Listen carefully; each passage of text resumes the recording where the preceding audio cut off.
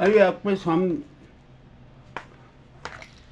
सामने देश विदेश के समाचार प्रस्तुत करेंगे।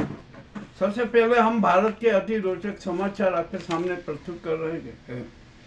मामला बड़ा विचित्र है उधर। आज इंडिया का गठबंधन की महत्वपूर्ण बैठक हुई। 23 दल उसमें साथ में रहे, ममता भी आई, सब कुछ हो गया। और गठबंधन के बाद जो बैठक हुई थी उसके लिए एक प्रेस कॉन्फ्रेंस की गई। मामला तो बहुत ही विचित्र बना है और सबका अब एक ही लक्ष्य है कि मोदी को हटाओ। मोदी के कारण देश बर्बाद हो रहा है, तबाह हो रहा है, जनता परेशान हो रही है और ये किसी से छिपा भी नहीं है, वास्तव में सच है। और अब तो मोदी पर बड़े बड़े गंभीर आरोप लग गए हैं, इतने गंभीर आरोप लग गए हैं कि जिसकी कोई हद सीमा नहीं।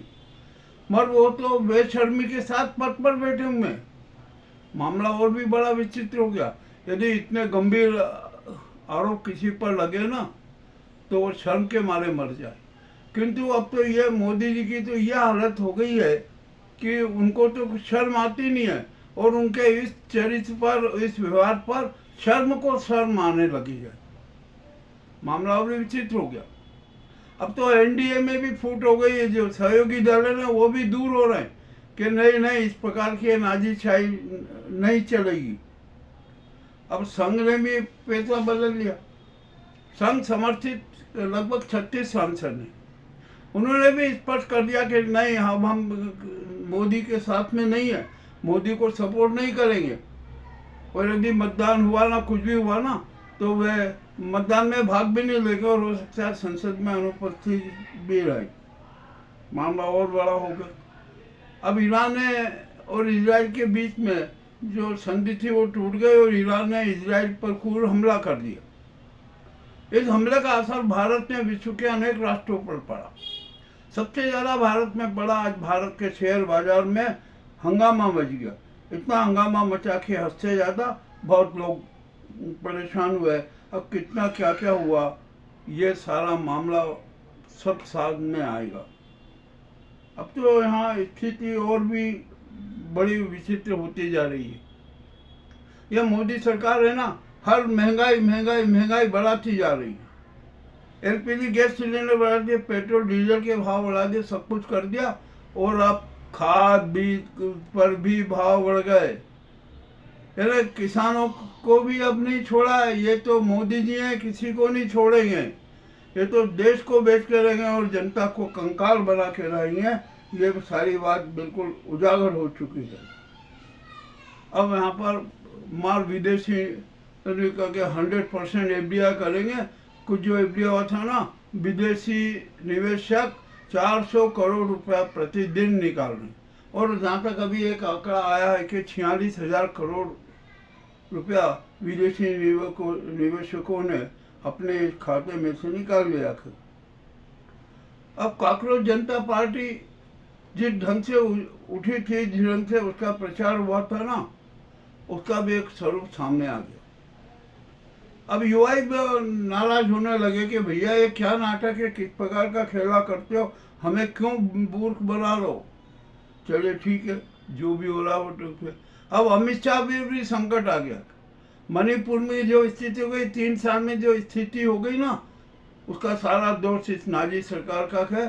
तो अब यहाँ पर अमित शाह एक असफल गृह मंत्री सिद्ध हो रहे। वे अपने आप को चाहे राजनीति का चाणक्य कुछ भी कहे, परंतु वे फेलिवर हैं। और वो किस प्रकार के नाटक नोटंकी कर रहे हैं, हद से ज्यादा। अरे अब तो अमित शाह ने है ना भाजपा को भी अपने अंडर में कर लिया कि नहीं मोदी जी ने, अब तो मैं चलाऊंगा, जो जैसे भाजपा चलेगी। तो उन्होंने अपने प्यादे बिठाना चालू कर दिया और अपना एक भाजपा में नया ग्रुप तैयार कर दिया।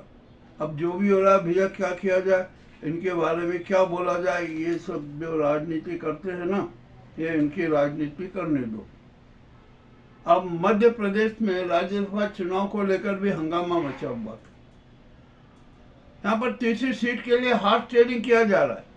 बहुत ही अति रोचक मामला सामने आया कि ये जो हार्स ट्रेडिंग किया जा रहा है ना, ये सरकार के लिए बड़ा घातक होगा। और इसका असर भाजपा की के राजनीतिक पंजीयन भी पड़ सकता है। चुनाव आयोग को भी अब गंभीरता से इस मामले में सोचना पड़ेगा, समझना पड़ेगा कि ये क्या हो रहा है, किस प्रकार के नाटक किए जा रहे हैं, क्यों प्रजातंत्र के साथ खिलवाड़ किया जा रहा है। अब देखते क्या होता है। अब हमारे देश में एक तरफ मानसून के वर्षा के समाचार है, तो दूसरी तो भयंकर आग की घटनाओं के समाचार भी हैं। आखिरकार प्रकृति हमसे रूठ रही है, क्यों नाराज है प्रकृति, ये भी अब कुछ कह नहीं सकते। अभी और भी मामला विचित्र हो गया। अब अंडमान निकोबार द्वीप को भी अडानी के सुपुर्द कर दिया गया। अरे भैया, पूरा देश ही अडानी के सुपुर्द कर दो, क्या दिक्कत है? भारत का नाम भी बदल दो, अडानी भारत कर दो। मोदी जी जो करना है कर लो आप, मगर ये 147 करोड़ जनता है ना, मूर्ख नहीं है, वो सब समझ रहे हैं कि क्या हो रहा है क्या नहीं हो रहा है। अब अगली नोटबंदी के लिए भी देश की जनता को तैयार रहना चाहिए। होगा, नाटक किए जा रहे हैं, और जिनके पास में काला धन है ना, उनको सचेत किया जा रहा है कि आप बैंक में जमा करा दो। मगर आज के हम यहाँ पर एक सुझाव देना चाहते हैं, आरबीआई को सुझाव देना चाहते हैं कि आज की तारीख से, यानी 8 जून 2026 से जितनी भी पार्टियां बैंक में जमा करे 500-500 के नोट के, 100 के और 200 के, उनका पूरा रिकॉर्ड रखा जाए। कौन कितना जमा करा रहा है इसका सारा, और रोजाना उस जमा का विवरण वेबसाइट पर डाला जाए, पोस्ट किया जाए। यह भी बहुत जरूरी है, क्योंकि ये अफवाह फैला करके नोटबंदी करेंगे, वो प्लास्टिक के नोट लाएंगे, पार्मल के नोट लाएंगे। अब आरबीआई ने तो कह दिया कि यह अभी प्रस्ताव है, हम विचार कर रहे हैं, कब आएगा कहाँ नहीं आएगा। इसी बीच में 500-500 के नोटों, 200 और 200 के नोटों का खेला हो जाएगा। यह भी एक बड़ा विचित्र है। अब यदि आप प्लास्टिक के नोट चलाएंगे, पार्मल के नोट चलाएंगे, कागज के नोट बंद करेंगे, तो इसकी भी तैयारियां खूब करना पड़ेगी। एटीएम में भी सारी व्यवस्थाएं करना पड़ेगी, बहुत कुछ लंबे नाटक होंगे, प्रोसेस होंगे। और इस बात की क्या गारंटी कि आपने प्लास्टिक के नोट चलाए तो वही भी नकली नहीं बनेंगे? बन सकते हैं ना, कोई दिक्कत नहीं है। जैसे 500 के नोट बने, 100 के बने, 200 के बने। जो सरकार है ना, उसको चस्का लग गया है नोटबंदी का, और जो काले धन को कैसे सफेद किया जाए इसका भी चस्का लग गया। अब वो जो 500-500 के नोट कितने छापे में बरामद हो रहे हैं, जरा इसी से हिसाब लगा लीजिए। और देश में लगभग अब 500 के 37% नकली नोट बाजार में चल रहे। मामला बड़ा विचित्र हो गया। क्या स्थिति होगी अब ईश्वर ही जाने कि यहाँ पर यह भारत को किस तरीके से तबाह किया जा रहा है, बर्बाद किया जा रहा है। अब यहाँ पर जनता राष्ट्रपति जी को एक फिर सुझाव दे रहे हैं। अभी अंतिम सुझाव है, इसके बाद में कुछ भी नहीं कहेंगे, कि देश में आपातकाल की जरूरत है और देश में राष्ट्रपति शासन लगा दीजिए, राष्ट्र का संचालन सेना के सुपुर्द कर दीजिए, वर्तमान की नाजी सरकार को तत्काल भंग कर दीजिए और देश का केयर टेकर पीएम सेना के जो सीडीएस हैं उनको बना दीजिए। बहुत सारी समस्याएं समाप्त हो जाएगी। अब यहाँ न्यायपालिका से भी जनता बड़ी आशा रखती थी, किंतु अब तो न्यायपालिका के प्रति भी जनता में अविश्वास पैदा होता जा रहा है। सच्चा न्याय क्यों नहीं दिया जा रहा है? क्यों तारीख पर तारीख नोटिस बाजी ये किया जा रहा है और निर्णय सुरक्षित रखे जा रहा है लंबे समय तक? ये प्रथा भी गलत है। इससे जनता का विश्वास और कम होता जा रहा है। और सुप्रीम कोर्ट को तो सत्य के आधार पर तुरंत निर्णय कर देना चाहिए, और जो राष्ट्र की अहम समस्या हो ना, जनहित वाली समस्या हो, उसका स्वतः संज्ञान लेकर खुद को प्रकरण दर्ज कर देना चाहिए। मामला बड़ा विचित्र है। कोई भी अपनी जवाबदेही समझ ही नहीं रहा, क्या किया जाए? आखिरकार कौन इस कुप्रथाओं को समाप्त करेगा? ये कैसे समाप्त होगी? तो इसका समाप्त करने का एक ही है, जनता 147 करोड़ जनता क्रांति की मशाल हाथ में थामे और सड़कों पर उतर जाए। यही एक समस्या का समाधान है। अब चुनाव आयोग भी अपना रुख बदल रहा है। ज्ञानेश कुमार को लगा कि अब तो मेरी फजियत हो जाएगी, पद से भी हट जाऊंगा और गिरफ्तारी भी होगी, जेल भी होगी, ये सब उनको एहसास हो चुका है। तब उन्होंने भी अपना रुख बदला। अब रुख बदलने से कुछ नहीं होगा, आपने जो काले कारनामे कर लिए उसकी तो सजा मिलेगी ही मिलेगी, चाहे कुछ भी हो जाए। और अब तो जनता स्पष्ट कह रही है कि मोदी, अमित शाह, ज्ञानेश कुमार को तत्काल गिरफ्तार कर जेल में डालो, 3rd डिग्री उनका रिमांड हो, 3rd डिग्री का प्रयोग करो, उनके सारे अपराध वे अपने आप स्वीकार लेंगे यदि उनको हेलीकॉप्टर बना दिया गया। अब यहाँ पर कॉरपोरेट जगत है ना, ये देश की अर्थव्यवस्था के लिए दीमक बन चुका है। अडानी, अंबानी, ये सब है ना, देश के लिए दीमक बने हुए। तो अब इनके लिए क्या उपाय किया जाए?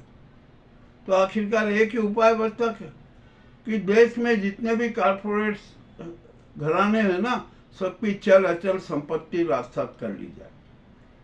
करना पड़ेगा, ये कठोर कदम भी उठाना पड़ेगा, और यदि नहीं उठाया ना तो देश की हालत और गंभीर होती जाएगी।